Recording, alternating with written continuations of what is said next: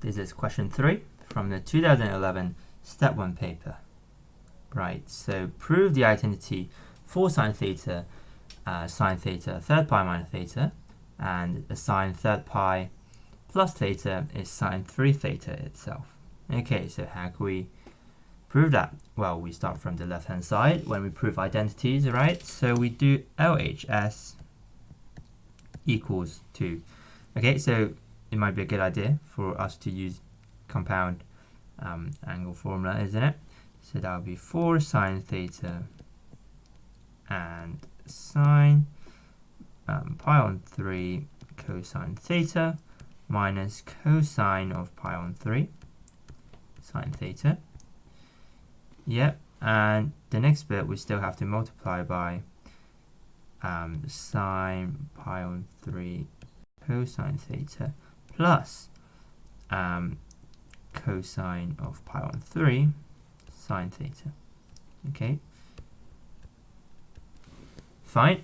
And we know that sine pi on 3 and the cosine pi on 3, we know what they are, right? Okay, so that gives 4 sine theta root 3 on 2 cos theta minus a half sine theta multiplied by root 3 on 2 cosine theta plus a half sine theta.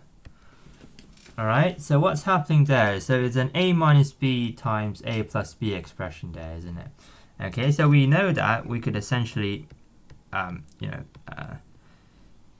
multiply them and give us a squared minus b squared, right? So a squared, so 3/4 cosine squared theta, yeah, because root 3 on 2, if you square that, then you get 3 on 4, minus b squared, which is 1/4 sine squared theta. Yeah, we're happy with that. Okay, so the next bit is that we have to get rid of the denominator first, obviously, because that will help us work with the question. So sine theta, 3 cosine squared theta minus sine squared theta, right? And here we have to try to split it, right? Because we know our aim is sine 3 theta. Yeah, that's our right hand side. So we kind of want it to be in the form sine 2 theta plus theta. Yeah, so from here we know that we could split it into 2 cosine squared theta sine theta plus sine theta by cosine squared theta minus sine squared theta. Alright, so basically I've broken up the 3 cosine squared theta into 2 cosine squared theta and the cosine squared theta. Okay, because now I could easily get into the form sine 2 theta cosine theta plus sine theta cosine 2 theta. Okay, which is the compound angle formula for sine 2 theta plus theta. Alright, so this is a little trick of breaking up stuff. So that equals to sine 3 theta, which is indeed our right hand side. Okay, so the next bit of the question, what does it say? So by differentiating star or otherwise, show that cotan pi on 9 minus cotan 2 pi on 9 plus cotan 4 pi on 9 equals to root 3. Alright, so when the question says by differentiating star, well, it's always a good idea to follow the question. So let's try and differentiate and see what we get, shall we? Alright, so if we differentiate, where's our identity? Okay, so let me write down our identity. So that would be 4 sine theta sine pi minus theta sine pi plus theta is equal to, how many is it equal to? Sine of 3 theta. Fine, so there's our identity there. So we have to differentiate. Well, it's a product of functions, isn't it? So we have to use the product rule. So the first one becomes cosine. And we have to copy the rest. Okay, plus, so let's differentiate the bit in the middle. So that would be 4 sine theta minus cosine of a third pi minus theta, and multiplied by sine a third pi plus theta, plus 4 sine theta sine a third pi minus theta, multiplied by cosine of a third pi plus theta, and that equals to 3 cosine of 3 theta by the chain rule. Yeah, fine. So what can we do here? Okay, so we know that we want pi on 9, 2 pi on 9, and 4 pi on 9. Okay, so what could we substitute theta as to get these angles? Okay, so if theta was pi on 9, then you know, a third pi is 3 pi on 9. So 3 pi on 9 minus pi on 9 gives us 2 pi on 9. And 3 pi on 9 plus pi on 9 gives us 4 pi on 9. Okay, so it seems like theta equals pi on 9 is indeed the substitution we want. Okay, so now we've got this very long string of functions, which is normal actually. It's the whole point of the question. And so we have to substitute theta being pi on 9. Then we get 4 cosine pi on 9 multiplied by sine 2 pi on 9 sine 4 pi on 9 minus, yeah, make sure we see the minus there because of the chain rule. It's minus theta, so when we differentiate, the minus comes out. So that's 4 sine pi on 9 cosine 2 pi on 9 sine 4 pi on 9. All right, plus 4 sine pi on 9 sine 2 pi on 9 and cosine 4 pi on 9 equals to 3 cosine. So 3 times pi over 9 is essentially pi on 3, isn't it? Fine. So what can we observe here as well? So we want cotans, right? We want cotans. So cotans are cosine over sine. Fine. So for the first one, I want cotan pi on 9. So what do I have to divide the whole equation by? So I have to divide by sine pi over 9 to get the cotan, and I don't want the two signs following it. So I have to divide by sine pi over 9, sine 2 pi over 9, and sine 4 pi over 9. Right? Let's check the next one. So we only want the cotan 2 pi on 9 here. So we don't want the sine pi over 9. And we have to divide by sine 2 pi on 9 as well to get the cotan. And we don't want the sine 4 pi on 9 either. Okay, so the third one, you know, it's the same logic. So we have to divide the whole equation by sine pi over 9, sine 2 pi over 9, and sine 4 pi over 9.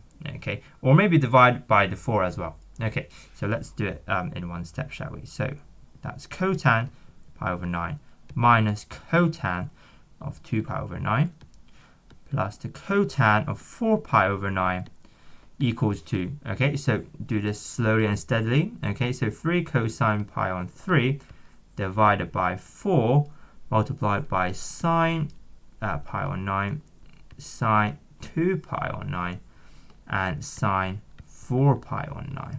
Right, okay, so the left hand side is what we want. So basically we just have to evaluate what's on the right hand side and see if we get what the question wants. Okay, so what does the denominator look like? The denominator definitely looks like the original identity that we had, right? So that would equal to sine of 3 theta. Yeah, so that's 3 times pi over 9, which is pi over 3. Fine. So now we just have to evaluate, right? So we just write down what's happening here. So that equals to 3 cosine pi over 3. So that's 3 times half over root 3 times a half. Okay, so multiply top and bottom by 2. That gives us 3 on root 3. Well, 3 divided by root 3 is root 3 itself. Okay, good. So that's the first part of the question, and it is indeed what the question wants. All right, so there's lots of algebra going on here. Fine. So next part of the question, let's check what it says, shall we? So if I go back up, by setting theta equals to pi on 6 minus phi in the star, or otherwise, obtain a similar identity for cosine 3 theta and deduce that cotan blah. Okay, well, again, when the question says do something, then you do it, right? Okay, we don't want to deviate from what the question wants us to do. So we have to sub in theta equals pi on 6 minus phi. Okay, just bear that in mind. Theta equals pi on 6 minus phi. Okay, so just let me write down the original identity first, just for reference, right? So it's that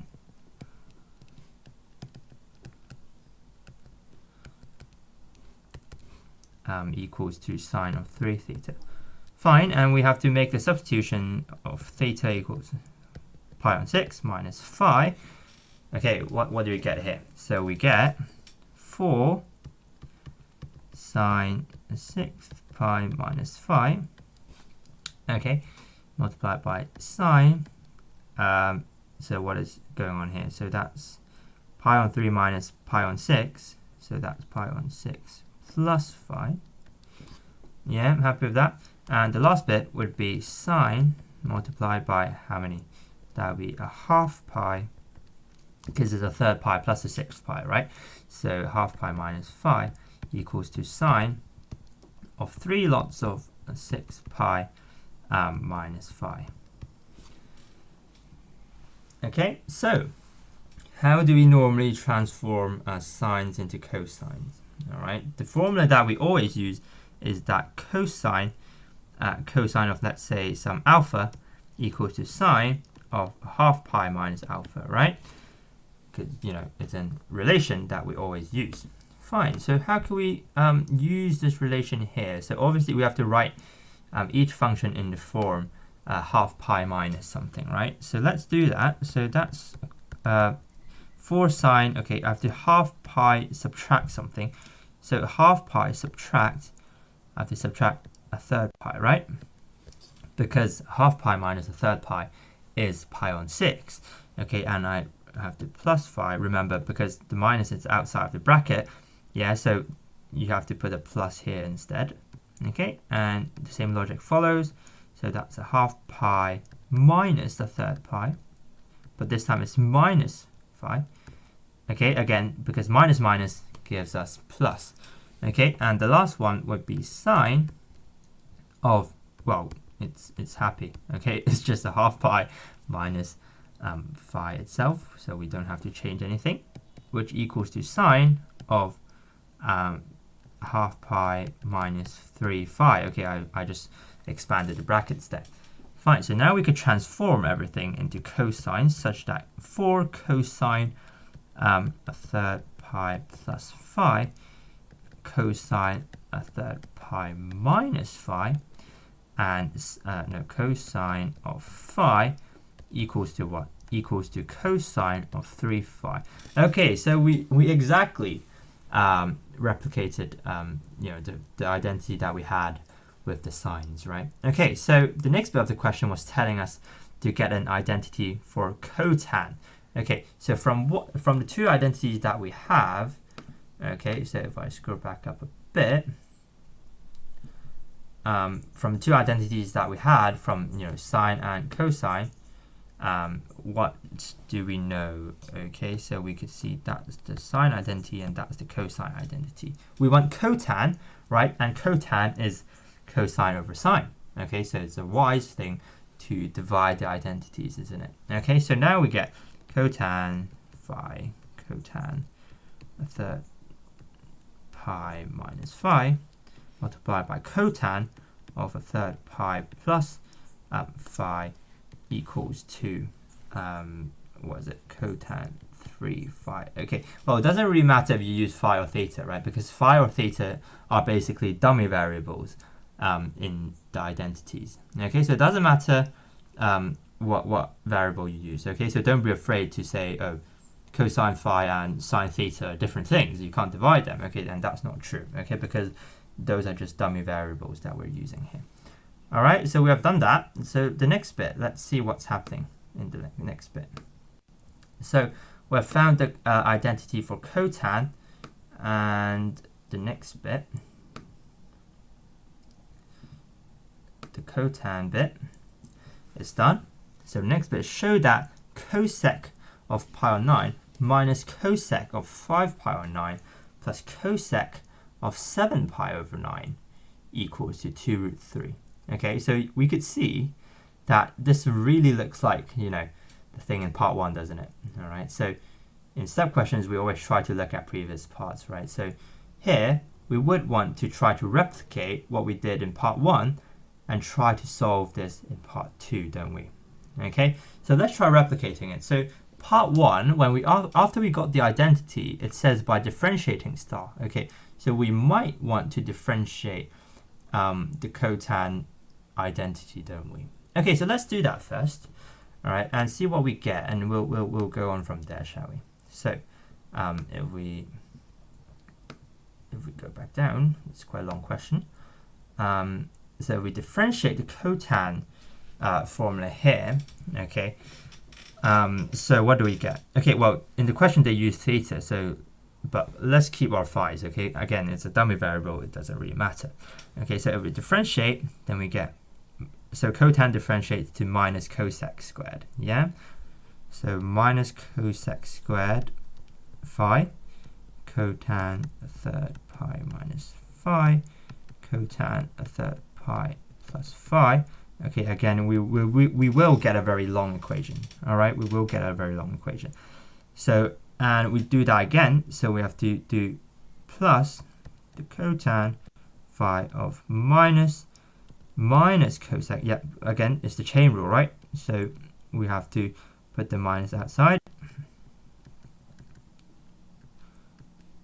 And we have to multiply by cotan of pi on 3 plus phi. And the last bit, cotan phi, cotan a third pi minus phi, and the minus cosec squared of a third pi plus phi. Fine, so we differentiate the last bit as well.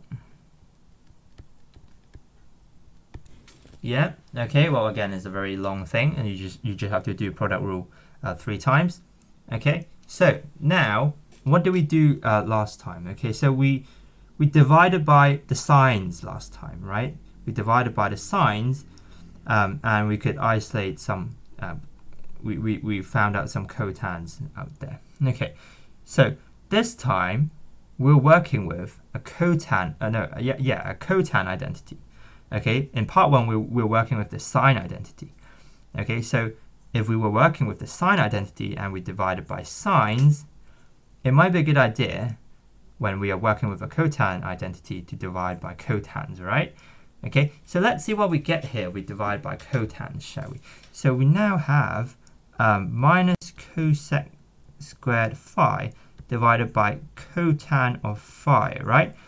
Because we're dividing by all 3 cotans, so if we get rid of the other 2, then we are left with the cotan phi, which has to be, you know, dealt with. Okay, so again, the minus minus here means that's a plus, so that's plus cosec squared of a third pi minus phi over the cotan of the bracket.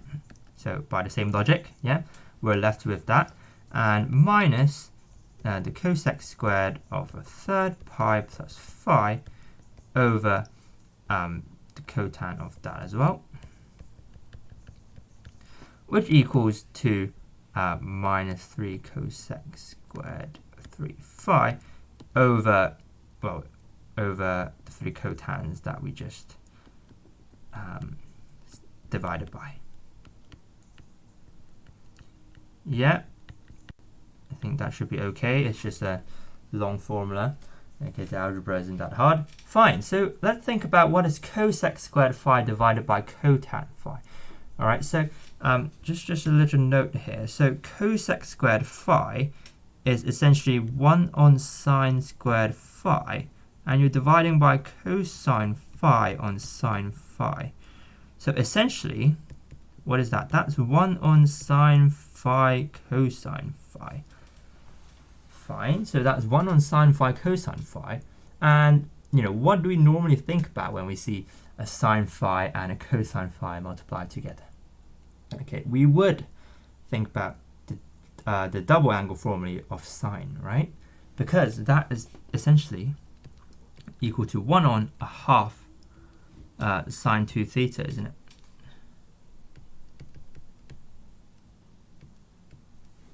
Yeah, is a half sine 2 theta. Okay, so let's use that fact and see what do we get out of the equation here. Okay, so if I scroll further down, so let's think about this. So minus, that would be 1 on a half sine 2 phi, yeah, plus 1 on a half sine 2 times pi on 3 minus phi, yeah, minus 1 on a half of sine 2 times a third pi plus phi. All right, which equals to minus 3 cosec squared 3 phi and over the 3 cotans, okay, cotan phi, cotan a third pi minus phi, and cotan of a third pi plus phi. Yep, happy? Okay, so we've got some 1 over sines going on. So what are 1 over sines? Okay, they are cosecs, right? And the question wants us to prove that, cosec, a sum and a difference of cosecs, equals to 2 root 3, right? So we're happy that we've got some cosecs here. Okay, so 1 on a half is 2 itself, right? So let's just write 2 cosec 2 phi, okay, plus 2 cosec of 2 multiplied by a third pi minus phi, minus 2 times cosec of 2 a third pi plus phi. Fine, okay, so we're happy with that, yep. And let's think about what is going on here.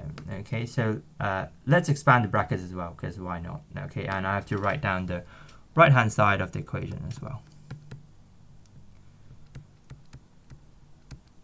Okay, so that's cotan, cotan, and cotan. Fine. So expanding the brackets gives us 2 cosec of 2 phi plus 2 cosec of 2/3 pi minus 2 phi minus 2 cosec 2 pi on 3 plus 2 phi. Okay, equals the right hand side. Okay, I can't really be asked to write that again. Fine. So again, the question wants cosec of pi on 9 minus the cosec of 5 pi on 9 plus the cosec of 7 pi on 9. All right, so again, we have to think about what value of phi do we want to substitute here. Okay, so for example, let's say 2 phi equals to pi on 9. Okay, then instinct tells us that phi is pi on 18, right? Okay, so pi on 18, fine. So what happens when phi is pi on 18 for the other two brackets? Okay, so when phi is pi on 18, 2 phi is pi on 9, and 2 pi on 3 is essentially 6 pi over 9, right? So 6 pi over 9 minus pi over 9 is 5 pi over 9, so we're happy. And 6 pi over 9 plus pi on 9 is 7 pi over 9. So we're happy with that as well.